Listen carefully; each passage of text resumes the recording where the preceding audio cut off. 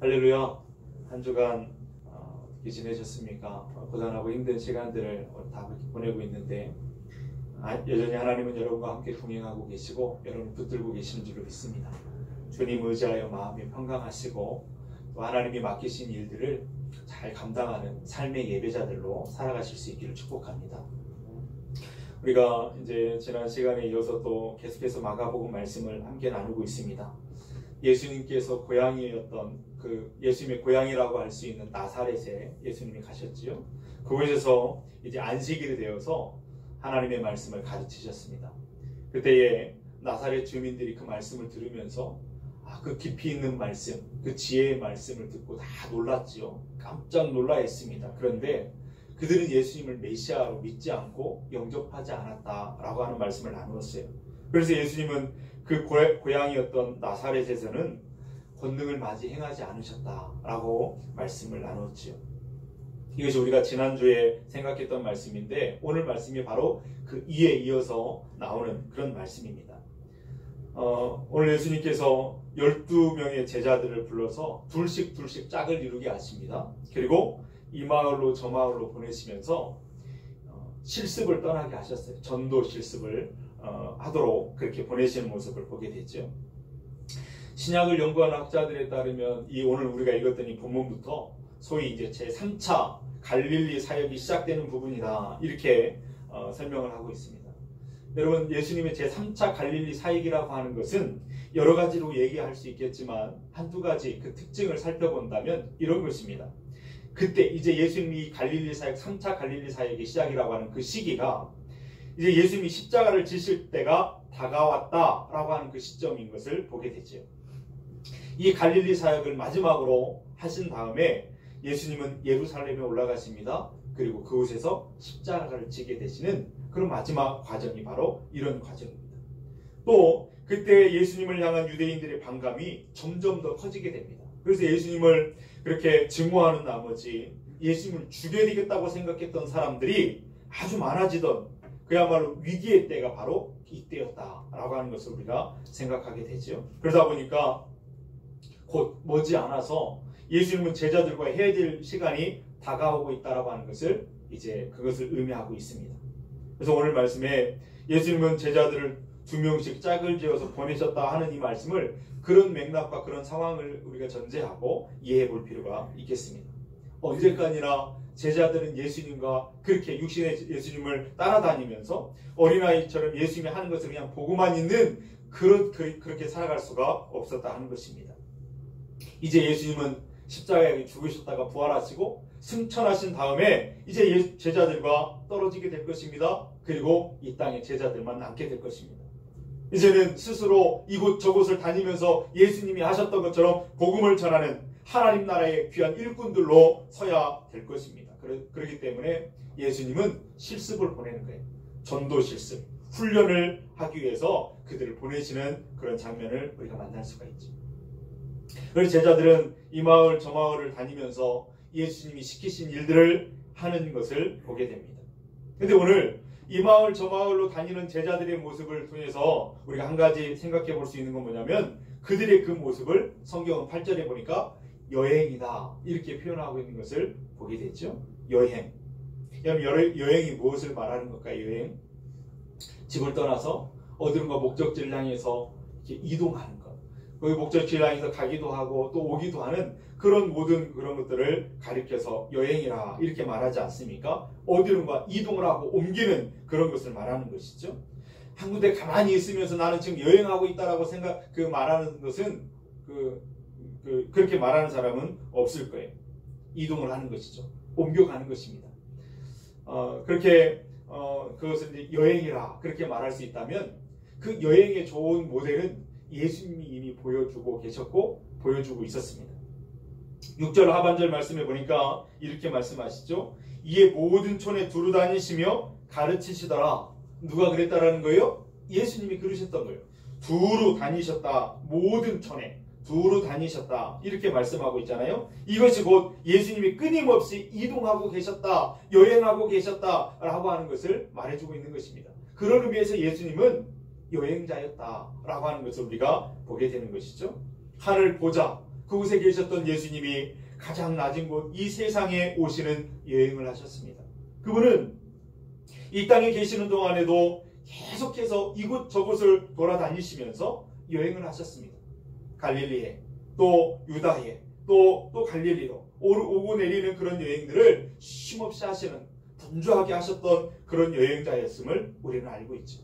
그리고 이제 십자가를 지시고 부활하게 되면 다시 이 세상에서 하늘의 보좌, 하나님 보좌 우편으로 가시는 그런 여행을 준비하고 계셨다라고 하는 것을 우리는 말씀을 통해서 보게 됩니다. 여러분, 이렇게 이동을 한다라고 하는 것은 사실은 어떤 영성을 갖고 있냐면 유목민의 영성을 갖고 있는 것을 말하는 것인데, 사실은 우리 인생의 근본적인 모습이 바로 이런 여행자의 모습이다라고 하는 것을 우리가 생각해 볼 수 있습니다. 여러분, 목축을 하는 유목민들은요, 한 곳에 머물러 있는 사람들이 아니었어요. 사실은 그 사람들이 가지고 있는 재산이라고 하는 것은 짐승떼, 그것을 거느리고 풀이 있는 곳을 찾아다니면서, 물이 있는 곳을 찾아다니면서 계속해서 옮겨다니는 것이 바로 유목민의 모습 아니겠습니까? 사실 이스라엘 백성들, 그들의 조상 아브라함과 이삭과 야곱, 이 사람들은 다 무엇을 하는 사람들이었냐면 목축을 하는 유목민이었던 것을 우리가 성경을 통해서 보고 알고 있죠. 나중에 이제 요셉이 애굽의 총리가 되고 이제 흉년을 맞아가지고 그 가족들이 다 애굽에 이제 이주해 왔을 때에도 그때 바로왕 앞에서 가족들이 자기들의 정체성을 이야기하고 자기들을 소개하면서 뭐라고 소개해요? 우리는 목축하는 사람입니다. 이렇게 소개를 하지 않습니까? 이스라엘 자체가 유목민의 영성을 가지고 사는 그런 민족이었고 그런 사람들이었던 것을 보게 되죠. 그런데 특별한 것은 뭐냐면 그들만 유목민으로 사는 것이 아니라 오늘 이 시대를 살아가고 있는 저와 여러분들에게도 성경, 오늘 하나님의 말씀은 유목민의 영성을 가지고 살라고 우리에게 끊임없이 말씀하고 있다라고 하는 것입니다. 왜 그런 말씀을 성경은 우리에게 말씀하고 있는가? 여러분, 옮겨 다니는 것, 이동의 반대말은 뭘까요? 그 자리에 가만히 있는 정착을 말하는 거잖아요. 정착. 그런데 참 이상하게 한 군데 가만히 머물러서 정착하면서부터 문제가 생겼습니다.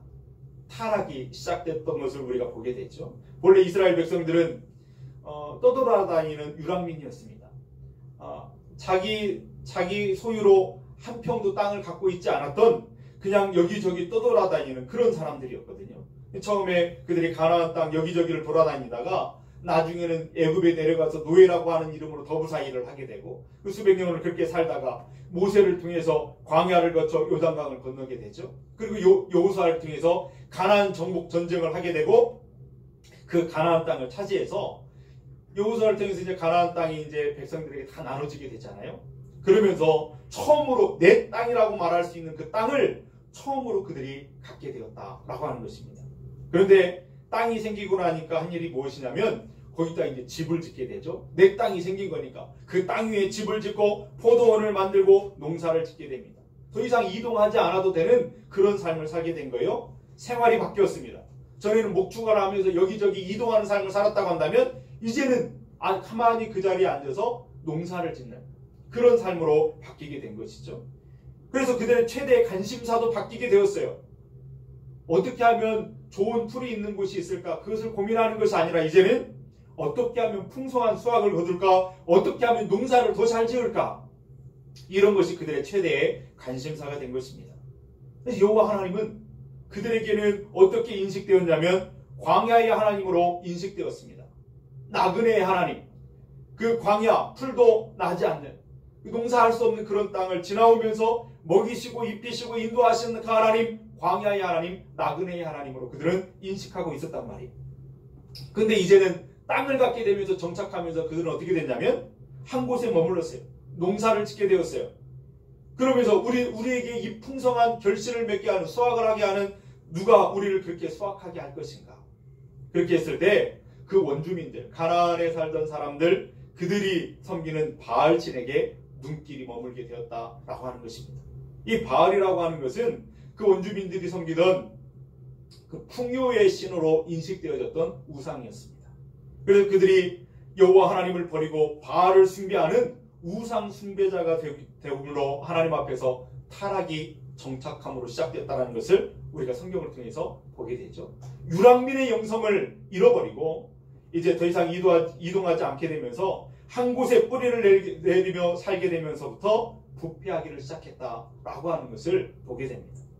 그래서 우리 하나님께서는 떠나기를 주저하면서 한 곳에 머물기를 원하는 그들을 향해서 말씀하시는 거예요. 나그네의 힘을 잊지 말라는 것입니다. 여기서 천년 만년 여기서 살 것처럼 살지 말라는 거예요. 너는 나그네의 힘을 기억하고 나그네의 영성을 갖고 살라고 말씀하고 있는 것이지. 하나님께서는 이스라엘 백성들이 비록 정착하며 그곳에 산다 하더라도 그 마음에는 나그네로서의 삶을 살아가기를 원하셨다라고 하는 것입니다. 곰곰이 생각해보면 저나 여러분이나 원하든지 원하지 않든지 우리는 다 나그네로서의 삶을 살아가고 있는 중입니다. 그래서 성경은 우리에게 가르쳐주죠. 성경에도 우리를 이렇게 가르쳐주죠. 나그네라 이렇게 말합니다. 베드로전서 2장 11절에는 그렇게 말합니다. 사랑하는 자들아 거류민과 나그네 같은 너희를 권하노니. 거류민, 외국인, 그렇죠? 거류민과 나그네 같은 너희를 권하노니. 생각해 보십시오. 우리가 살아가는 동안에 한 번도 이사를 하지 않고 산 사람은 별로 없을 거예요. 그렇죠? 오히려 뭐 태어난 그 집에서 삶을 마칠 때까지 살아가는 삶이라 할지라도 그 사람은 여행 중에 있는 사람입니다. 어떤 여행이냐면 시간의 여행을 하고 있는 사람이죠. 어린아이로 태어나서 갓난아기로 태어나서 유년기를 지나 청년기를 지나고 중년, 장년기를 거쳐서 노인이 되어지고 그리고 세상을 떠나게 되는 시간의 여행자, 시간의 여행을 하고 있는 중인 것이죠.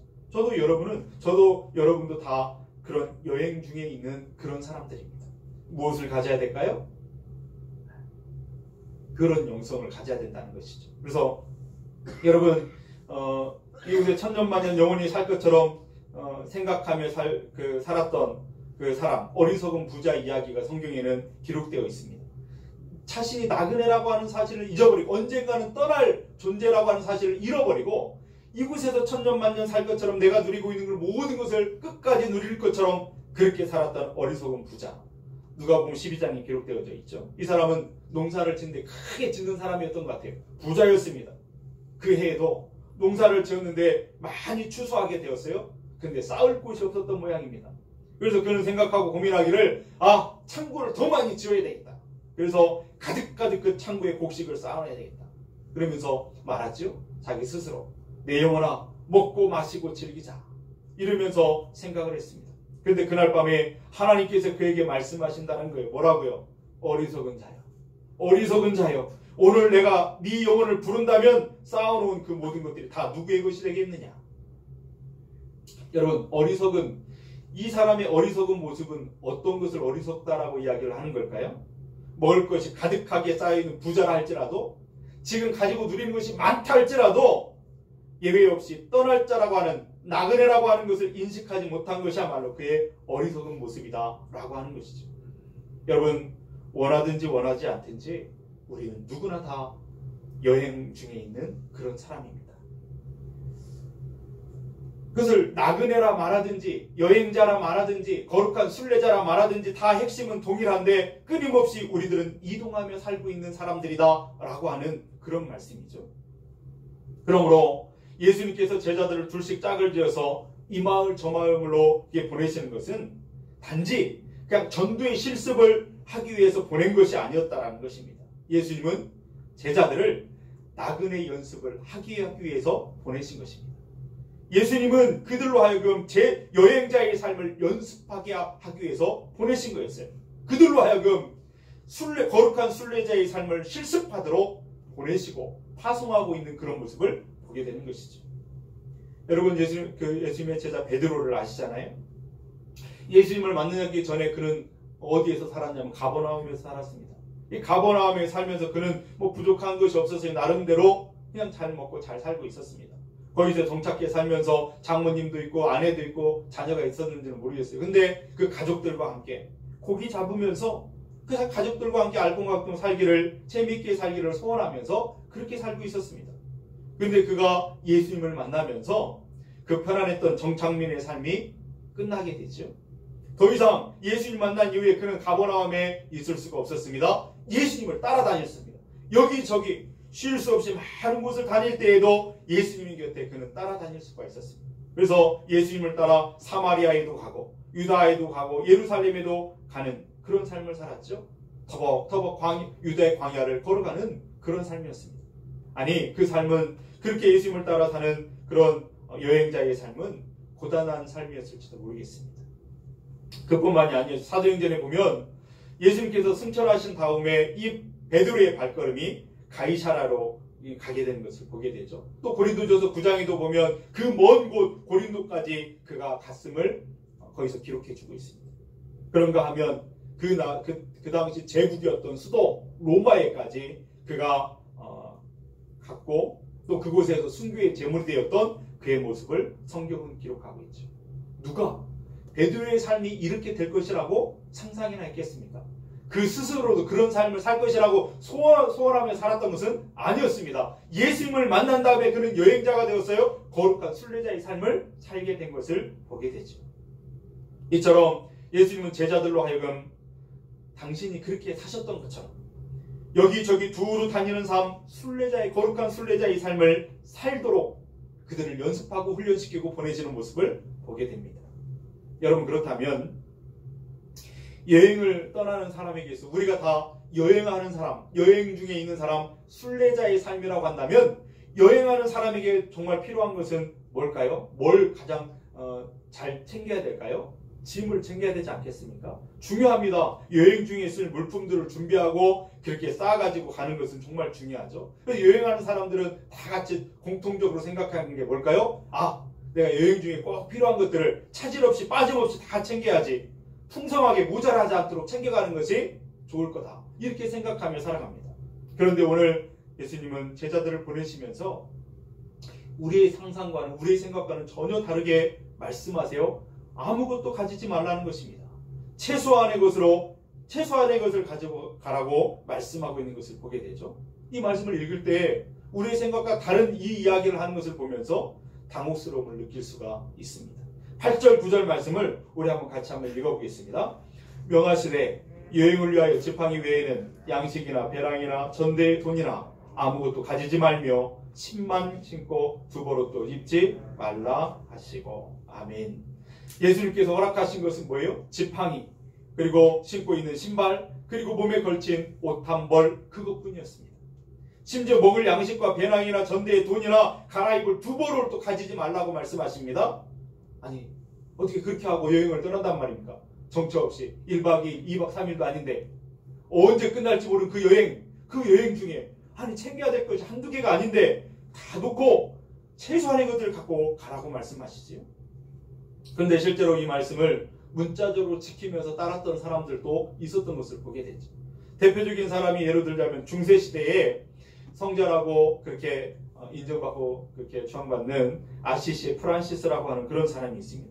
이 사람은 어느 날 자기가 평소에 화롭게 먹고 좋은 것들을 입고 그 누리는 모든 것들이 아버지가 경영하는 그런 염색 공장에서 가난한 노동자들을 착취해서 얻은 돈으로 마련한 것이다 라고 하는 것을 알게 되고 깨닫게 되면서부터 그는 어느 날 자기가 입고 있던 고급스러운 옷을 벗어놓습니다.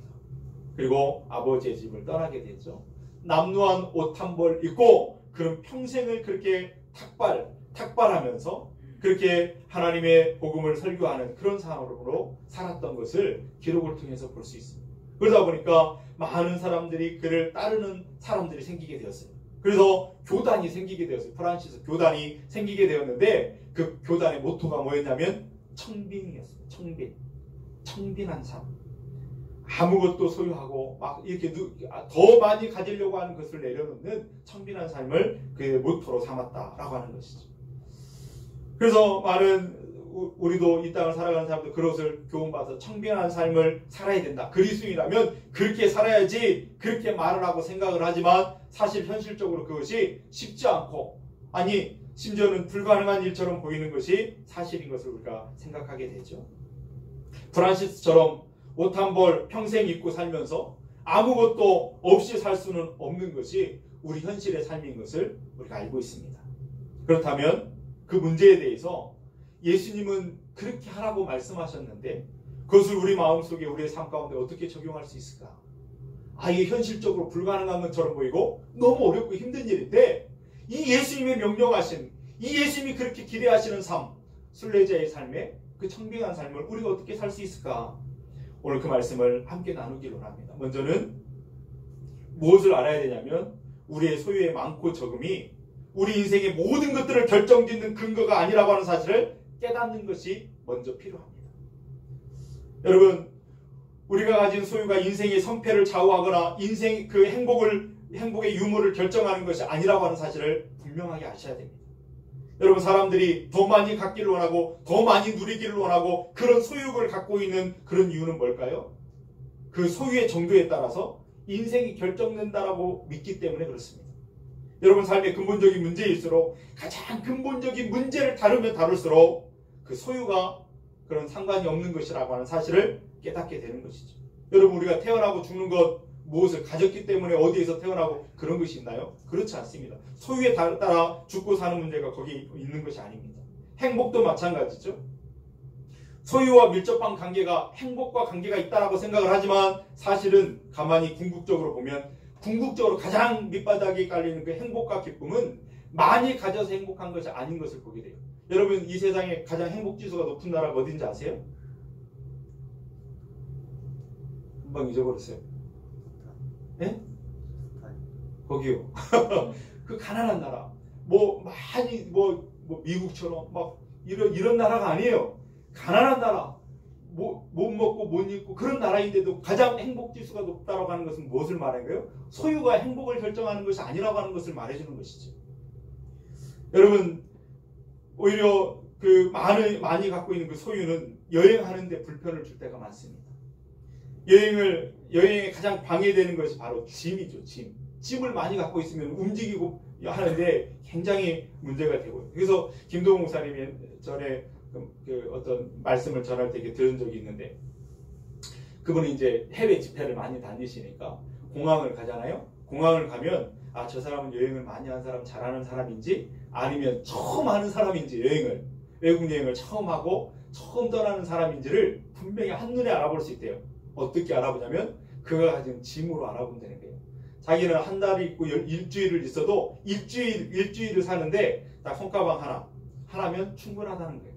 근데 어떤 사람들이 2박 3일만 떠나도 2박 3일 패키지 여행만 떠나도 그냥 트렁크 2개를 들고 다니는 사람도 있고 그런 것을 보게 돼요. 저도 전에 성경에 어떤 그 목사님, 그분은 어디 여행을 이렇게 떠나는데 짐을 날려드는 거 보니까 아주 한 일주일 갔다 오는데 짐이요, 아주 무거운 짐이 막 봉구차로 가야만 갈 수 있는 그런 짐을 갖고 다니시더라고요. 그래서 아이고, 스스로 그렇게 고통스럽게 다니시는구나 속으로 그렇게 생각을 했는데, 여러분, 그 짐이 그 여행에 방해가 되는 것을 우리가 가끔 보게 되죠. 그래서 여행할 때 중요한 것은 짐을 어떻게 하면 간소화하고 줄이는가라고 하는 것이 굉장히 중요한 문제다 하는 것입니다. 마찬가지로 우리 인생이 여행하는 자고 거룩한 순례자라고 한다면 여러분, 우리의 짐 정리를 효과적으로 할 수 있는 지혜가 있어야 될 줄로 믿습니다.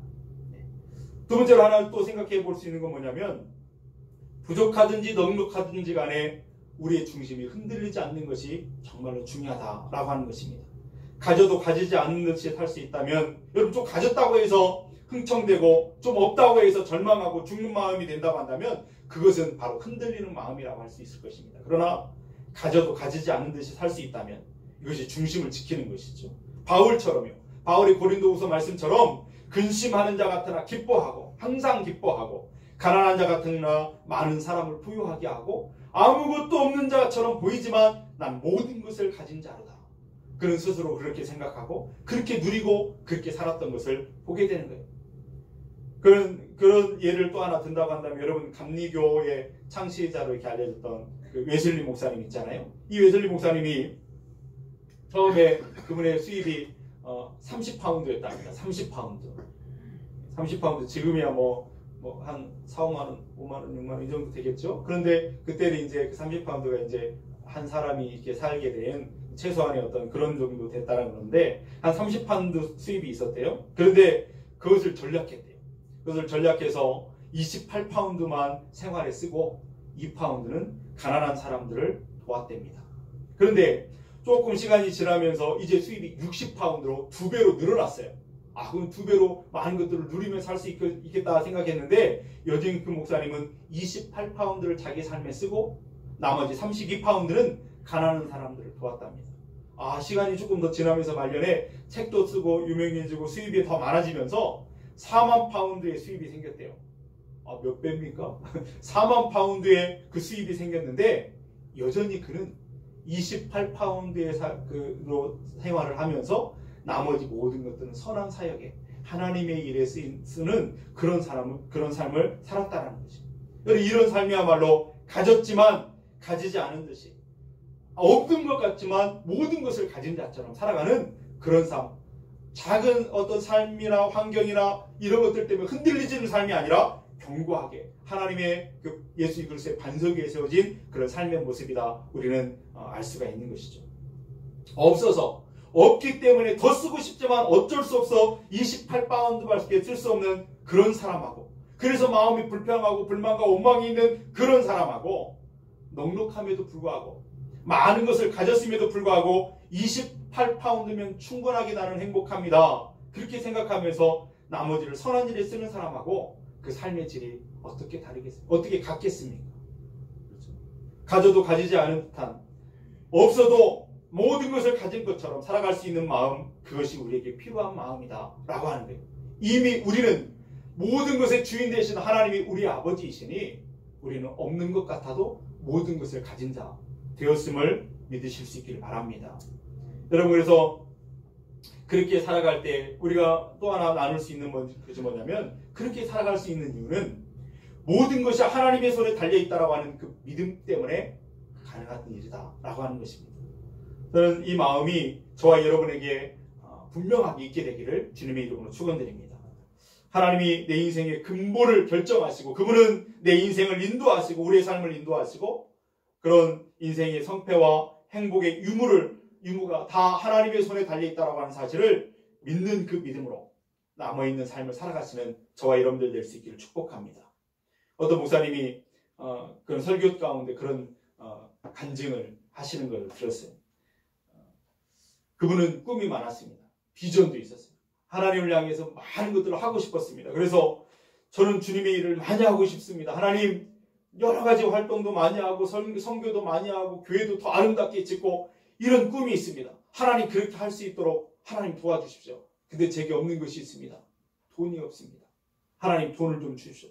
이분이 막 비전에 비해서 막 하고 싶은 일에 비해서 늘 물질이 부족한 것 때문에 늘 마음에 좀 불평과 불만이 있었다라고 하는 것이죠.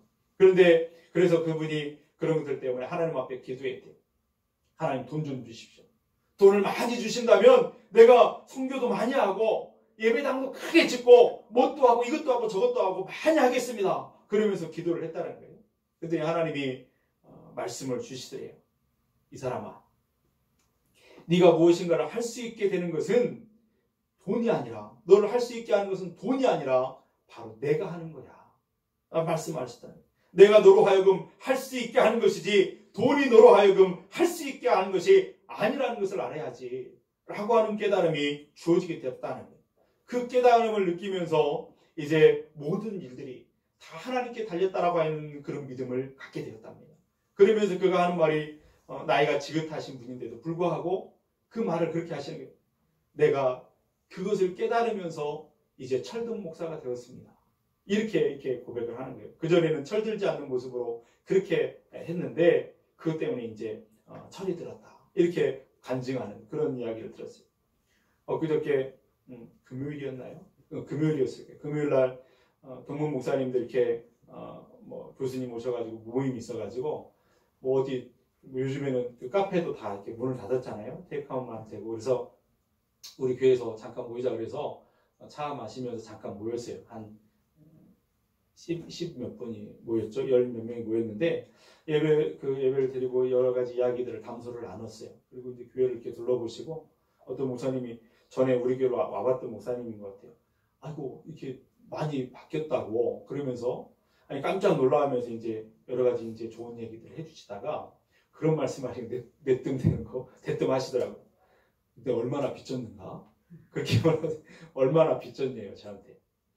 그래서 가만히 생각해보니까 비쳤는가 생각해보니까 안 비쳤어요. 빛이 하나도 없습니다. 우리 교회는 빛이 없죠. 그래서 어떻게 이 일이 가능했는가 물어보는데 모르겠어요. 제가 저번에도 말씀드렸죠. 무엇인가를 했는데 모르겠어요. 우리가 계획하고 세우고 막 뭘 했다고 한다면 그것이 막 이렇게 해서 이렇게 됐다라고 이야기를 해줄 수 있겠는데 돈이 어떻게 채워져서 이것이 하려면 적어도 몇 억이 들어서야 되는 부분인데 어떻게 일이 가능했을까? 제 답은 하나밖에 없었어요. 그때도 지금도. 하나님이 하신 거였습니다. 정말 하나님이 이 모든 것을 하셨습니다. 정말 놀랍습니다. 하나님의 일이. 이렇게 고백을 드렸습니다. 그랬더니 그냥 갸우뚱하고 가시더라고요. 우리 인생의 모든 것, 우리 인생의 성공과 행복의 그 모든 것은 하나님 손에 있는 줄로 믿습니다. 하나님께서 우리의 삶을, 하나님께 우리의 모든 삶을 위탁하고 의지할 수 있는 믿음이 저와 여러분에게 있기를 축복합니다. 또 하나 우리가 마지막으로 생각해 볼 것은 이미 하나님께서 우리에게 주신 것들을 생각하는 거예요. 그것을 발견하고 그것을 깨닫고 그것을 붙들고 그것을 살아가는 마음이 우리 안에 필요하다라고 하는 것입니다. 예수님이 제자들을 보내시면서 아무것도 가지지 말고 신고 있는 신발, 입고 있는 옷 한 벌 가지고 나가라 할 때 아무것도 주시지 않았을까요? 정말요? 그렇지 않습니다, 여러분. 정말 귀중한 거, 꼭 필요한 것들을 그들에게 주셔서 보내신 것을 우리가 보게 되죠. 첫 번째는 무엇을 주셨습니까? 제자들의 마음속에 놀라운 자격을 부여하시고 보내신 것을 보게 됩니다. 여러분, 이 7절 말씀을 우리 한번 같이 읽겠습니다. 시작. 12 제자를 부르사 둘씩 보내시며 더러운 귀신을 제어하는 권능을 주시고. 뭘 주셨다고요? 권능을 주셨다 말씀하십니다. 이 권능이라고 하는 말이 성경에 또 사도행전 1장 8절에도 나오잖아요. 오직 성령이 너에게 임하시면 너희가 권능을 받고. 이때 이 권능은 뒤나미스라요. 뒤나미스. 어떤 것을 할 수 있는 힘, 에너지 이런 것을 뒤나미스라고 한다면 다이나마이트가 여기서 이제 유래. 그래서 이 힘, 에너지를 뒤나미스라고 한다고 한다면 여기 오늘 우리 본문에 읽었던 이 권능이라고 하는 말은 자격을 말하는 것입니다. 자격, 엑수시아, 자격을 말하는 것인데 이런 거예요. 여러분 대통령이 어떤 사람을 장관으로 임명을 했어요. 어떤 일을 하려고. 장관으로 임명을 했어요. 그러면 그 사람은 장관이라고 하는 자격을 입게 되는 거잖아요. 그 자격을 입고 이제 무엇을 결정하고 집행하고 행할 수 있는 그런 자격이 주어지는 것입니다. 어떤 누가 당신이 뭔데 그 일을 하냐? 그렇게 말하면 뭐라고 말하겠어요? 나는 장관이니까 내게 맡겨진 일이니까 하는 거라. 이렇게 말하면 뭐 상관이 없는 거예요. 그 사람이 능력이 조금 부족하고 언변이 없을지라도 장관으로 임명받는 그날 자격이 생기게 되는 거예요. 그것을 할 수 있는 자격이 생기게 되는 것이죠. 옛날에 여러분 왕조시대 때 그 나이가 지긋하신 머리가 백발이고 수염이 길게 난 어르신들, 신하들이 어린 그냥 초등학생이나 이제 이 정도 되는 왕 앞에서 어린 왕 앞에서 막 머리를 조아리고 있는 이 모습이 왜 그런 것이죠? 자격 때문에 그런 거잖아요. 왕이라고 하는 신분, 그 왕이라고 하는 자격, 그것이 그것 때문에 되는 것이죠. 그렇다면 예수님께서 제자들을 보내실 때 어떤 자격을 주어서 보내신 것입니까? 귀신을 쫓아낼 수 있는 자격, 그것이 뭐죠? 너희는 하나님의 아들과 딸이라고 하는 자격, 예수 그리스도의 제자라고 하는 그 자격, 그것을 부여하고 보내시는 모습을 보게 된다는 거예요. 그들이 부족하고 능력이 없다 할지라도 그 자격 그 자체가 너희에게 능력이라고 하는 사실을 가르쳐주고 있는 것을 보게 됩니다. 여러분, 우리를 보면 우리 스스로를 자기를 생각해 보면 말주변도 없고 사실은 여러 가지 부족하고 연약한 것이 많지만 그렇다 할지라도 저와 여러분이 하나님의 아들과 딸이라는 것 때문에 이미 자격이 주어진 줄로 믿습니다. 그 자격이 있다고 하는 사실을 생각하고 살아가는 것 너무 중요한 거예요. 그러므로 세상을 두려워하지 않고 세상을 다스리고 우리를 유혹하는 그 사탄 앞에서 명령하면서 나는 하나님의 자녀라는 자의식을 가지고 살아가기를 주님의 이름으로 축원드립니다. 두려워하지 마십시오. 하나님이 우리 아버지고 우리는 그분의 아들, 딸. 그분이 왕이시면 우리는 왕자요. 그 다음에 공주요. 할렐루야. 네. 그것을 믿고 세상 앞에 당당하게 그렇게 살아가신 저와 여러분들 될 수 있게 축복합니다. 또 하나 예수님이 보내시면서 무엇을 주셨습니까? 제자들에게 뚜렷한 천국에 대한 목적의식을 주셨습니다. 12절 말씀에 보면 제자들이 나가서 회개하라 전파하고 이렇게 말씀하시죠. 여러분 회개는 누구한테 그렇게 촉구하는 것일까요? 죄 지은 사람들한테 회개하라고 말하는 것 아니겠습니까? 그러면 죄는 어디에서 생겨난 것일까요? 야고보서 1장 15절에 말씀하니까 그렇게 말씀해요. 욕심이 잉태한 즉 죄를 낳고 죄가 장성한 즉 사망을 낳느니라. 욕심은 왜 생긴 거예요? 이 땅에서 떠날 존재라고 하는 것을 잊어버리고 내가 나그네라고 하는 사실을 잊어버리고 망각하고 이 땅에서 영원히 사는 사람처럼 천년만년 살 것처럼 더 많이 가지고 더 높아지기 위해서 그렇게 욕심을 가지고 살다 보니까 그 욕심이 5만 가지 죄를 낳게 됐다라고 하는 것입니다. 그리고 그 죄가 커지면서 죽음에 이르게 된다라고 하는 것이죠. 그런 제자들은 그 죄를 저지르고 있는 그 세상의 얽매에서 그 죄를 짓고 있는 사람들에게 회개를 선포했어요. 어떻게 회개를 선포하게 되었어요? 그들은 이 땅에 천년만년 살 것처럼 살지 않았어요. 우리가 갈 곳은 본향은 천국이라고 하는 사실을 알고 있었어요. 우리는 나그네의 삶이고 그런 나그네의 영성을 갖고 있는 사람들이었기 때문에 이 땅에 얽매여 죄를 짓고 있는 사람들에게 선포할 수 있는 거예요. 회개하십시오. 지금 거기서 영원토록 사는 것이 아닙니다. 천국을 향해서 나아가려면 회개하지 않고는 나아갈 수 없습니다. 말할 수 있게 되는 거예요. 오늘 저와 여러분이 그런 그 제자들과 같은 그런 나그네의 영성, 그런 천국을 향한 분명한 목적의식을 가지고 살아가는 저와 여러분들 될 수 있기를 주님의 이름으로 축원드립니다.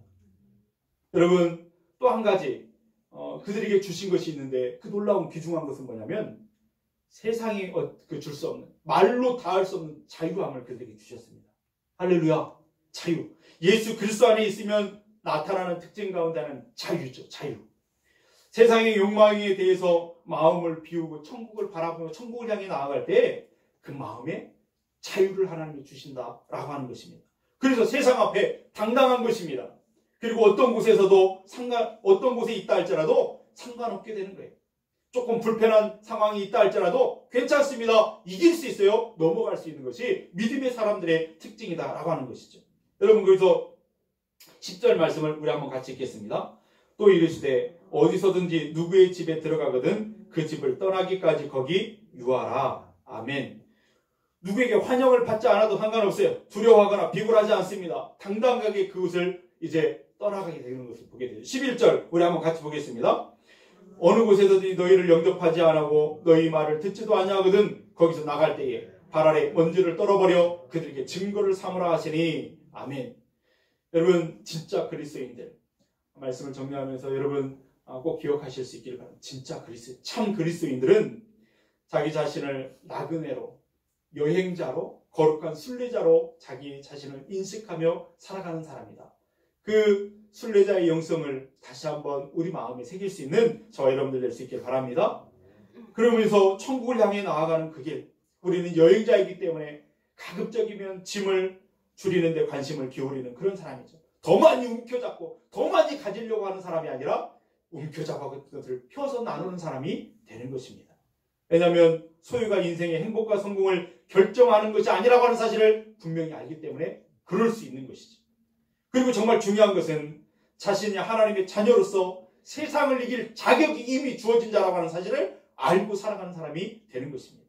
뚜렷한 목적의식을 가지고 천국을 바라보고 천국을 향해서 오늘도 멈추지 않고 걸어가는 것이죠. 그래서 어디서나 당당하게 하나님의 사람으로 살아가게 되는 것입니다. 저와 여러분이 그런 삶을 사실 수 있기를 주님의 이름으로 축원드립니다. 이런 사람은 가진 게 많지 않아도 많이 가진 사람보다 더 여유로운 마음으로 살아가는 삶이 되는 것이죠. 겉은 초라해 보이고 없는 것처럼 보일지라도 바울처럼 모든 것을 가진 자처럼 그 영혼은 가장 좋은 것을 부유하게 누리는 고귀한 사람이 되는 것입니다.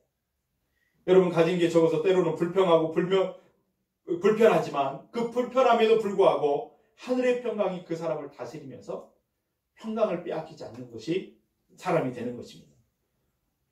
두루 여러 곳을 다니지만 목적 없이 그냥 방랑하며 헤매이는 그런 사람이 아니라 목적지가 뚜렷한 천국을 향해 나아가는 순례자의 삶이 되는 줄로 믿습니다. 저와 여러분이 그런 인생을 오늘도 살고 있다고 하는 거예요. 혼자 가는 것 같지만 그렇지 않습니다. 우리 곁에는 주님이 늘 함께하고 계시다는 사실을 우리는 말씀을 통해서 다시 한번 듣게 되는 것이죠. 이것이 진짜 그리스도인의 삶, 저와 여러분의 삶인 줄로 믿습니다. 오늘도 우리는 그렇게 살아가는 중에 현재 군산이라고 하는 이곳에 발걸음이 닿는 것입니다. 그렇게 사는 중에 우리 금강교회 발걸음이 닿게 된 것이죠. 우리 가정에, 우리 직장에 그렇게 사는 중에 발걸음이 지금 다 있는 것입니다. 여러분 명심하십시오. 기억하실 수 있길 바랍니다. 현재 모습 그대로, 이 모습 그대로 가만히 있는 것은 아니라고 하는 사실을 기억하십시오. 계속 시간의 여행을 하면서 우리는 변해갈 것입니다. 예수님을 닮아가는 삶으로 변해가야 될 것입니다. 그리고 늙어지면서 이렇게 달라지게 될 거예요. 어느 순간 불현듯이 우리 인생 가운데 마지막 여행을 하게 되는 그런 순간이 올 것입니다. 이 세상을 떠나서 우리 주님이 약속하시고 예비하신 그 영원한 나라, 그 나라로 나아가는 그 여행을 할 날이 오게 될 것입니다. 그때 두려움으로, 후회함으로 서는 것이 아니라 오늘 주어진 그 시간을 이렇게 최선을 다해서 살아, 정말 순례자의 영성을 가지고 거룩한 순례자로 살아, 그날 아멘, 하나님이 이 날을 기다렸습니다. 본향을 향해 담대하게 나아가는 저와 여러분들 될 수 있기를 주님의 이름으로 축원드립니다. 기도하시겠습니다.